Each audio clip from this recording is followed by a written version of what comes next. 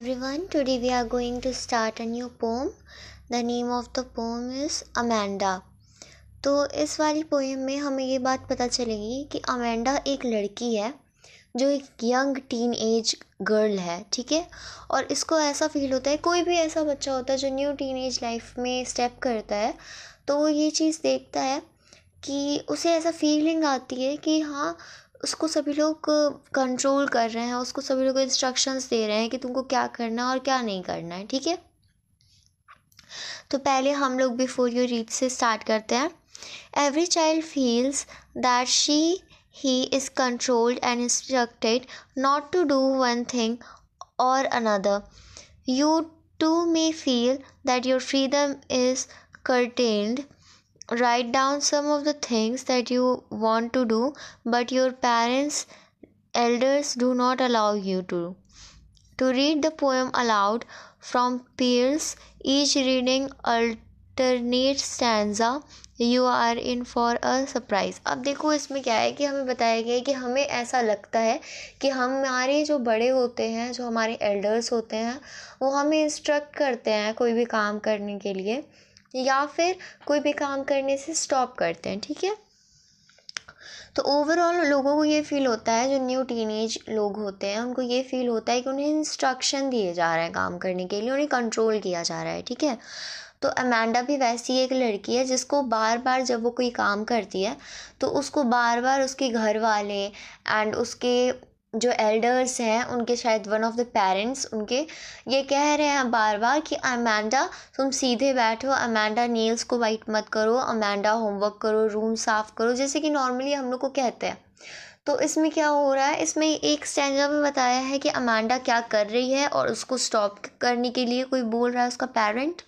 और next stanza में फिर बताया गया है कि अमेंडा उस बारे में क्या अपने मन में सोच रही है और उसकी जो मतलब फीलिंग्स है वो बताई गई है, ठीक है।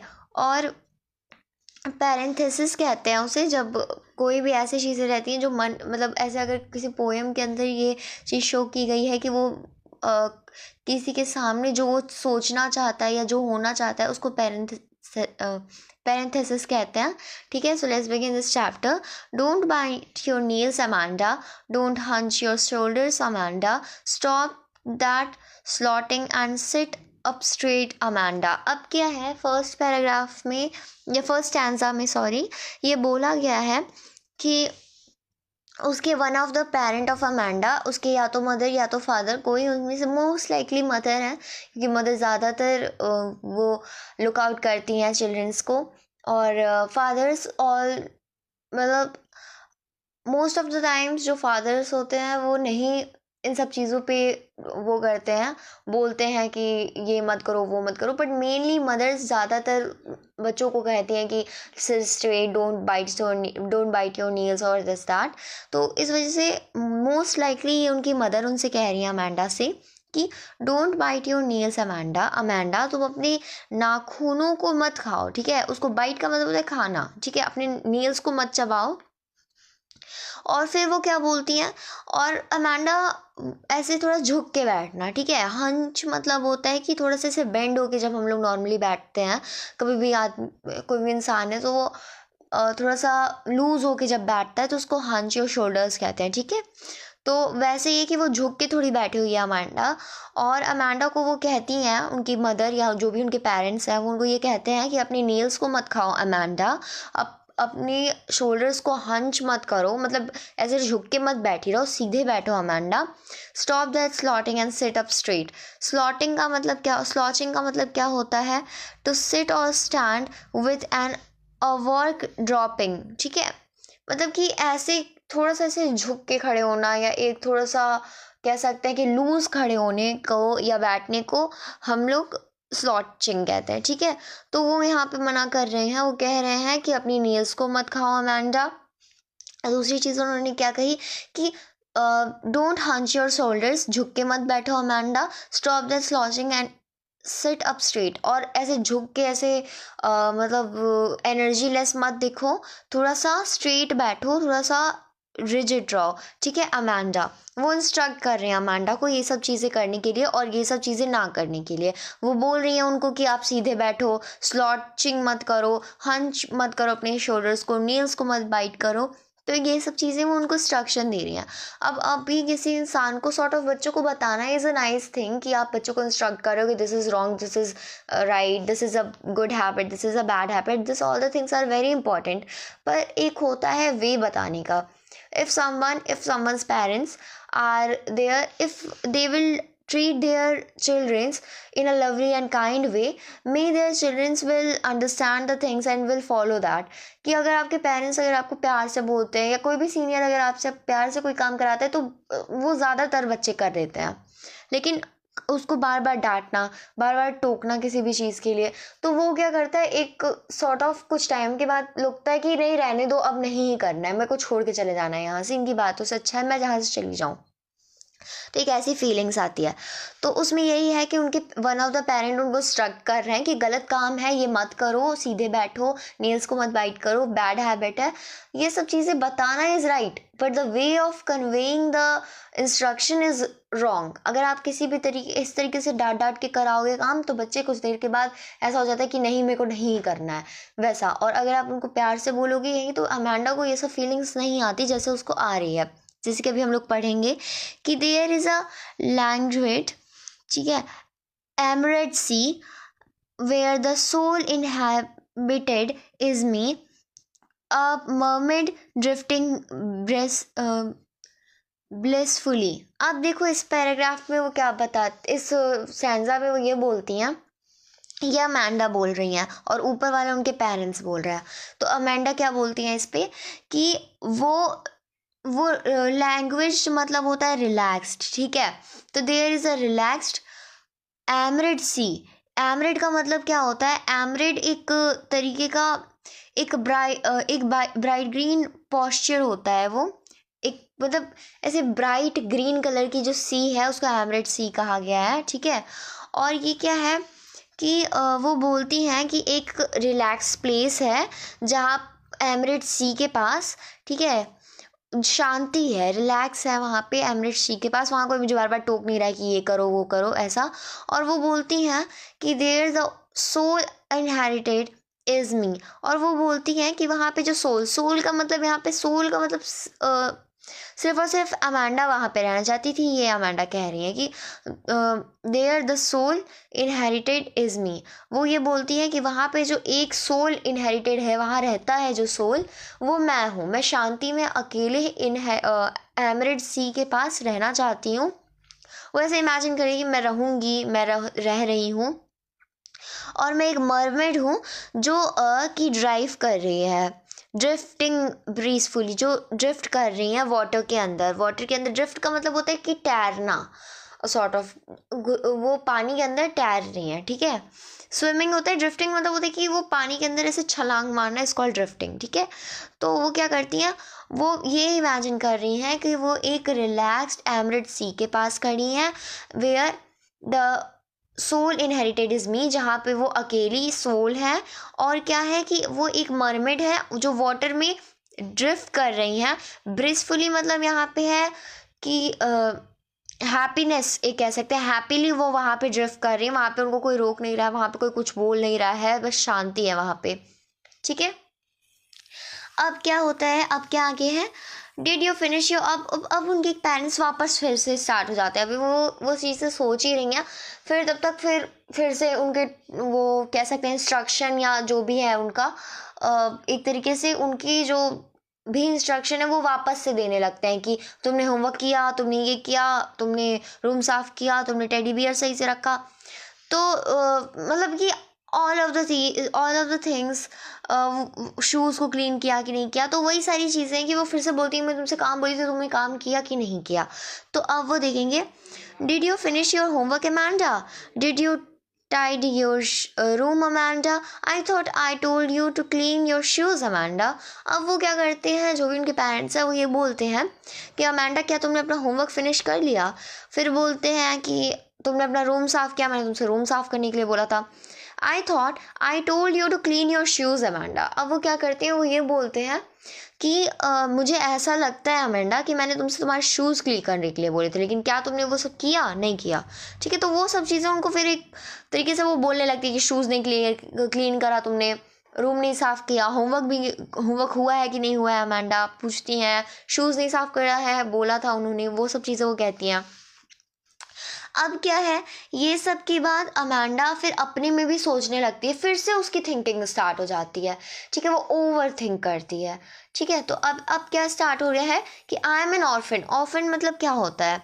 ऑर्फन मतलब होता है कि कोई ऐसा पर्सन जिसकी ना मतलब मदर है ना फादर है, जैसे अनाथ भी कहते हैं। ठीक है, ऑर्फन, तो वो कहते हैं कि मैं एक ऑर्फन हूँ, रोम कर रहा है जो स्ट्रीट पे। वैसे ये बहुत बेकार चीज़ है उन्हें, लेकिन ये चीज़ समझ में नहीं आ रही है। ऑर्फन होना एक काफ़ी ज़्यादा कह सकते हैं कि एक काफ़ी बुरी फीलिंग होती है किसी भी चाइल्ड के लिए। लेकिन अमेंडा को इस समय ये लग रहा है, वो इन सब चीज़ों से बहुत ज़्यादा she is not much aware of the things. तो उनको ये लगता है कि इनके बार बार बोलने से, इनके बार बार टॉन्ट सुनने से अच्छा है कि मैं एक ऑर्फन हूँ जो कि स्ट्रीट पे रोम कर रहा है। ठीक है, मेरे को कोई कुछ बोलने वाला नहीं कि स्ट्रीट पे मत जाओ या ये करो वो करो, वो स्ट्रीट पे अपना रोम कर रहे हैं।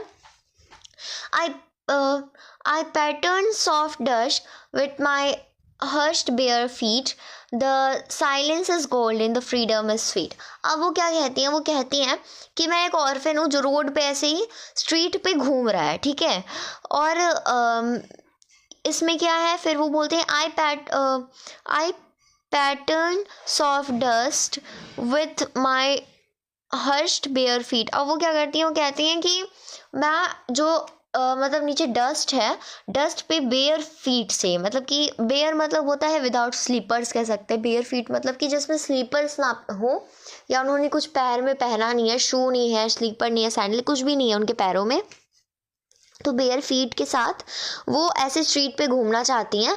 और फिर वो क्या बोलती हैं कि ऑर्फन होना, स्ट्रीट पे घूमना और वहाँ पे कोई हमको रोकेगा नहीं टोकेगा नहीं, तो वो इस चीज़ के लिए बोलती हैं कि the silence is golden, the freedom is sweet. वो कहती हैं कि वहाँ पे कोई रहेगा नहीं, कोई टोकेगा नहीं, कोई बोलेगा नहीं, तो वो साइलेंस रहेगा वहाँ पे, और वो जो साइलेंस है वो स्वीट है, और जो फ्रीडम है वो स्वीट, मतलब जो साइलेंस है वो गोल्डन है, वो साइलेंस बहुत ही ज़्यादा कीमती है, और जो फ्रीडम है वो बहुत स्वीट है। फ्रीडम में और साइलेंस में उन्हें काफ़ी अच्छा फील हो रहा है। ठीक है, better than the instruction of their parents. उनको ऐसा लगता है कि इनके इंस्ट्रक्शन होने से अच्छा है मैं एक ऑर्फन रहती, मैं रोड पे घूमती, मैं अब नंगे पैर कैसे भी यहाँ वहाँ डस्ट में घूमती, मेरे को कोई कुछ नहीं बोलता, वो साइलेंस गोल्डन होता, वो फ्रीडम स्वीट होती।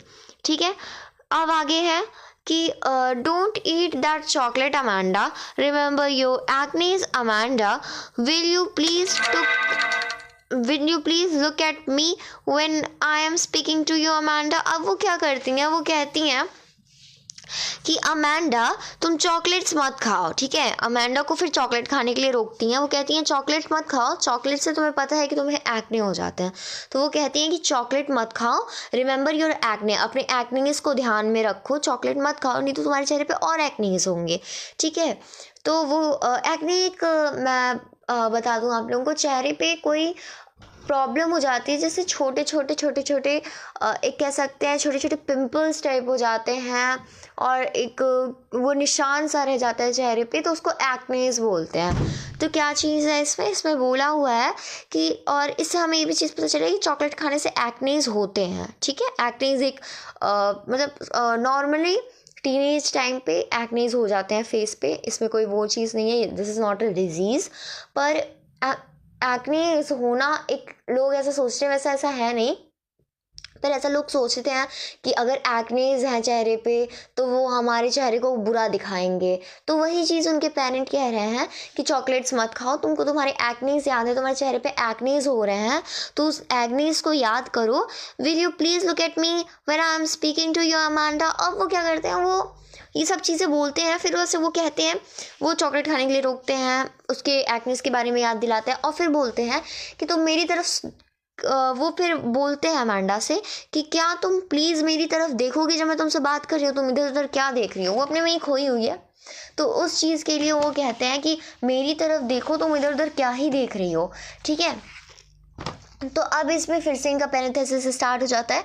अब वो क्या बोलते हैं कि I am a Rapunzel, I have not a care, life in a tower is tranquil and rare. I certainly never let down my bright hair. अब वो क्या बोलते हैं, अब वो ये बोलती हैं कि मैं रेपेंजल हूँ। अब रेपेंजल बहुत लोगों को पता होगा इसमें ऑलरेडी, बचपन में हम लोग देखते थे कि रेपेंजल एक डिज्नी की प्रिंसेस है, ठीक है, एक प्रिंसेस है रेपेंजल। तो रेपेंजल क्या थी, वो टावर में अपने रहती थी। तो उन्होंने क्या किया था, अपने उनके ब्राइट लंबे लंबे हेयर्स थे, ठीक है, तो उसको उन्होंने टावर के नीचे ऐसे लटकाया, नीचे विंडो के थ्रू, उनको अलाउ नहीं था उस टावर से निकलना। वो अपने हेयर्स को नीचे ऐसे रखती हैं और उससे क्लाइंब करके एक प्रिंस आता है, जो जिसके साथ फिर अमांडा रेपेंजल बाहर की जो लाइफ रहती है फर्स्ट टाइम वो एक्सपीरियंस करती है। फर्स्ट टाइम वो बाहर के ग्रास लैंड वगैरह को वो टच करती हैं, और उनको एक विच ने एक टावर के अंदर कैप्चर करके रखा था। तो उसी चीज़ के लिए ये यहाँ पे बोल रही हैं अमांडा कि मैं एक रेपेंजल हूँ। आई हैव नॉट अ केयर, मैं एक रेपेंजल हूँ, मुझे दुनिया से कोई फ़र्क नहीं पड़ता, मुझे दुनिया से कोई मतलब नहीं है, मैं किसी भी चीज़ के बारे में केयर नहीं करूँगी। आई हैव नॉट अ केयर, मैं एक रेपेंजल हूँ, मुझे किसी चीज़ की परवाह नहीं है। Life in a tower is tranquil and rare. अब यहाँ पे ट्रैंक्विल एक वर्ड आ गया। ट्रैंक्विल का मतलब होता है काम, ठीक है, काम होता है ट्रैंक्विल का मतलब, ठीक है। तो वो चीज़ें हैं यहाँ पे, इसमें है कि ट्रैंक्विल एंड रेयर। तो वो ये बोलती हैं कि लाइफ अब टावर के अंदर जैसे रेपेंजल कैद थी, विच ने उनको कैद कर दिया था अंदर, तो वो चीज़ें यहाँ पे रेपेंजल कहती हैं। वो कहती हैं कि अमांडा कहती हैं कि मैं एक रेपेंजल हूँ, मुझे इस दुनिया से कोई फ़र्क नहीं पड़ता, I don't have a care, वो केयर नहीं करती हैं। और वो कहती हैं कि लाइफ एक टावर के अंदर, अगर मैं मतलब यहाँ पे है कि रेपेंजल तो टावर के अंदर थी, तो वो यही चीज़ बोलती हैं कि लाइफ जो टावर के अंदर है वो बहुत ज़्यादा ट्रैंक्विल और रेयर है, काम और रेयर है, क्योंकि उस पूरे टावर में उनके अलावा कोई और नहीं था, रेपेंजल के अलावा कोई और नहीं था, किसी और से उनकी बात नहीं होती थी। और वो शांति अमांडा को कहीं ना कहीं काफ़ी ज़्यादा काम और रेयर लगी। तो वो ये चीज़ बोलती है कि life in the tower is tranquil and rare, वो काफ़ी ज़्यादा काम और रेयर है, ठीक है। I certainly never let down my bright hair. और वो क्या बोलती हैं कि और वो कहती हैं कि मैं वहाँ पे अकेले रहना तो चाहूँगी, मैं एक रेपेंजल तो बनूँगी, मतलब मैं हूँ रेपेंजल और मुझे इस दुनिया से कोई फ़र्क नहीं पड़ता है, और मैं टावर में अकेली हूँ, वहाँ की जो शांति है वो काफ़ी अच्छी और रेयर है, ठीक है। और फिर वो क्या बोलती हैं, लेकिन मैं I certainly never let down my hair, वो कहती हैं कि मैं कभी भी अपने लंबे ब्राइट हेयर्स को नीचे नहीं रखूँगी, टार के नीचे नहीं फेंकूँगी, कि जैसे टार के नीचे नहीं फेंकेंगी जिससे कोई क्लाइंब करके ऊपर ना आ पाए। तो इससे एक चीज़ ये चीज़ है कि वो ये कहना चाहती हैं कि मैं किसी को भी नहीं चाहती हूँ अपने साथ, वो अपने ब्राइट हेयर्स को नीचे करके किसी भी अदर पर्सन को ऊपर आने के लिए, टार के अंदर आने के लिए विंडो के थ्रू अलाउ नहीं करेंगी। वो अपने ब्राइट हेयर्स को कभी भी टार के नीचे नहीं फेंकेंगी कि कोई भी पर्सन उनके साथ आए और वो बोले। उन्हें क्या था, उनको कंप्लीटली पीस चाहिए था, ठीक है। Stop that. अब यहाँ पे नेक्स्ट स्टैंजा स्टार्ट करते हैं। Stop that sulking at once, Amanda. अब you're always so moody, Amanda. Anyone would think that I nagged at you, Amanda. अब क्या बोलते हैं इस पैराग्राफ में, इसमें वो बोलती हैं कि सॉरी स्टैंजा में दिस इज़ माई मिस्टेक, मैं हर बार पैराग्राफ बोल रही हूँ, बट दिस इज स्टैंजा। तो इस स्टैंजा में वो ये बोलती हैं कि stop that sulking at once, Amanda. अब शल्किंग मतलब क्या होता है, शल्किंग मतलब होता है कि be in a bad mood में या सैडनेस के साथ, अगर एक होता है कि थोड़ा इरिटेटेड या सैड वे में, उसको बैड मूड कहते हैं। तो वो कहते हैं कि stop that sulking at once, Amanda, उस मूड में मत रहो, ऐसे खो मत जाओ कहीं पे, इतना लाइक बैड मूड मत बनाओ अपना, तुमको you are so moody, Amanda. और वो क्या बोलती है कि तुम बहुत मूडी हो, अमांडा, जब तुम्हारा मन करता है तुम सैड हो जाती हो, जब है कि तुमको जब गुस्सा होना होता है हो जाती हो और काफ़ी देर तक गुस्सा रहती हो, कभी भी तुम्हारा क्विक मूड चेंज होता है। मूड ही मतलब मेनली ये होता है कि जिसका मूड कभी हैप्पी है तो कभी सैड है तो कभी वो है, और उनके ऊपर डिपेंड करता है कि उनको क्या करना है। ठीक है, तो वही चीज़ उनकी जो पेरेंट्स है वो ये कहती हैं कि stop that sulking at once, Amanda. You are always so moody, Amanda. Everyone would think that I nagged at you, Amanda. अब वो बोलती हैं कि तुम बैड मूड में मत रहो अमेंडा, और तुम क्या करो, यू आर सो मूडी, अब तुम इतनी मूडी हो गई हो अमेंडा, तुम ऐसे हो, कोई भी तुमको देखेगा तो उसको यही लगेगा कि आई नैग्ड एट यू। नैग्ड का मतलब क्या होता है, to continue complain to someone about his behavior, asked to do some work many time। ठीक है, ये है कि जैसे कोई भी चीज़ को बार बार बोलना कि ये काम करो, ये काम करो, ये काम करो, या उनके बिहेवियर को बार बार कंप्लेन करना कि तुम ऐसे क्यों बैठी हो, तुम नेल्स क्यों बाइट कर रही हो, तुमने ये काम नहीं किया, वो ना काम नहीं किया। तो वो चीज़, वो उनके पेरेंट ये कहते हैं कि everyone would think that I nagged at you Amanda. कोई भी तुम्हें देखेगा तो ये सोचेगा कि मैंने तुम पे गुस्सा किया है, मैंने तुम पे चिल्लाया है, मैं तुमसे बार बार कंप्लेन कर रही हूँ या कोई काम कह रही हूँ तुमको, वो चीज़ें हैं। ठीक है, तो अमेंडा वो ये कहती हैं, लेकिन लास्ट वाली line is telling us about that everyone would think that I nagged at you Amanda. इसमें ये चीज़ है कि वो बोल रही हैं कि मैं, कोई भी तुमको देखेगा तो ये लगेगा आई नैग्ड एट यू, और वो ये कहना चाहती थी इनडायरेक्टली कि मैं तुम पे गुस्सा नहीं रही हूँ, मैं तुम्हें नैग नहीं कर रही हूँ, तुम ऐसे मुंह मत बनाओ, नहीं तो कोई भी तुमको देखेगा तो ऐसे ही लगेगा कि मैं तो गुस्साया है, मैं तुम बार बार कंप्लेन कर रही हूँ। लेकिन इन रियल वो क्या कर रही थी, ऊपर हम लोगों ने स्टैंजाज में देखा हुआ है कि वो क्या कर रही थी, वो अमेंडा को कॉन्टीन्यूसली उसके नेल बाइट करने के लिए, उनके शोल्डर्स को हंच करके बैठने के लिए, स्लॉचिंग करने के लिए, और उसके बाद से होमवर्क फिनिश करने के लिए, रूम को साफ़ करने के लिए, और शूज़ को साफ़ करने के लिए नहीं बोल रही थी। फिर चॉकलेट्स मत खाओ, एक्नीज हो जाएंगे, ये सब भी कह रही थी। तो वो सारी चीज़ें सॉर्ट ऑफ इसमें यही है कि इंस्ट्रक्शन दे रही थी और कंप्लेन कर रही थी उनके बिहेवियर के बारे में। और लास्ट में उन्होंने क्या बोला कि कोई भी तुमको देखेगा तो ये लगेगा कि आई नैग्ड एट यू अमेंडा। तो ये चीज़ें हैं इस पोएम के अंदर, इसमें ये चीज़ें बोली गई हैं। अगर आप लोग देखोगे तो दो पर्सपेक्टिव है इसमें, first is parents perspective and another is a teenage girl perspective. अब इसमें आप देखोगे एक और चीज़ कि अमेंडा एक ऐसी लड़की है जिसको अभी इमेच्योर गर्ल है, इसको मालूम नहीं है कि क्योंकि ऑर्फन वाली बात, या स्ट्रीट पे रोम करेगी, अकेले रहेगी, बिल्कुल अकेले रहना is not a cool thing. क्योंकि अभी तक जो भी टीनेज होते हैं उनको यही लगता है कि मैं अकेले रहूँगा, मैं किसी से बात नहीं करूँगा, एंड दिस एंड दैट, मेरे को शांति चाहिए, सभी लोग यहाँ से चले जाओ, बहुत फीलिंग्स ऐसे आती हैं मन में। पर एक इमेच्योर साइन है, कभी भी बहुत ज़्यादा अपने आप को आइसोलेट कर लेना, अपने आप को बहुत ज़्यादा ऐसा कर लेना कि नहीं मैं किसी से बात नहीं करूँगी और मेरे को शांति चाहिए, शांति बहुत कीमती है, मैं अकेले ही घर में रह लूँगी, this all the things are very कह सकते हैं इमेच्योर काइंड ऑफ डिसीजंस और kind of thinking that teenagers usually have. ठीक है, तो वही चीज़ है कि Amanda is a immature teenager girl. ठीक है, इसमें ये चीज़ें पता चली हैं। और अमेंडा के हिसाब से भी अगर देखा जाए तो ये उनके पेरेंट उनको ज़्यादा ही बोल रहे थे, क्योंकि एक वे होता है किसी भी चीज़ को बोलने का, जैसे कि मैंने पहले भी बताया, इसमें उस वे में वो चीज़ें को कंटिन्यू बताना चाहिए था उनके पेरेंट्स को, थोड़े प्यार से, थोड़े ढंग से, कि बेटा नहीं करो या don't do like this. They should give some gap between instructing and complaining। अगर आप बोल रहे हो कि ठीक है सीधे बैठो, तो you can say it in a kind manner।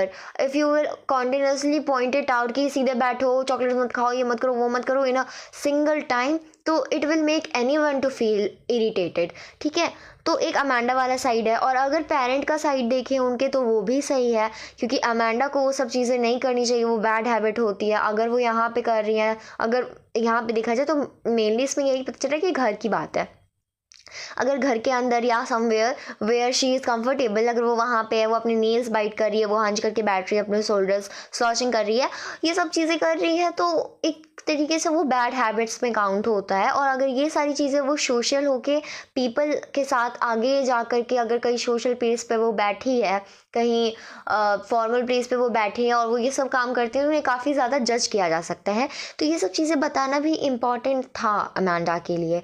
तो इस पे पोएम में हमें ये चीज़ें पता चलती हैं कि अमांडा एक टीनेज यंग इमेच्योर गर्ल है, जिसको काफ़ी ज़्यादा लोनली रहना पसंद है, उसको शांति चाहिए और वो चाहती नहीं है कि उसके आसपास कोई भी उससे बात करे। और पेरेंट का क्या है, पेरेंट का ये है कि वो चाहते हैं कि अमांडा बस जैसे भी रहे वो अच्छे से रहे, एंड वो भी अमांडा के बारे में वेलफेयर ही सोचते हैं, जो बात अमांडा को नहीं पता चलती है। And this is all about this poem is written by Robin Klein.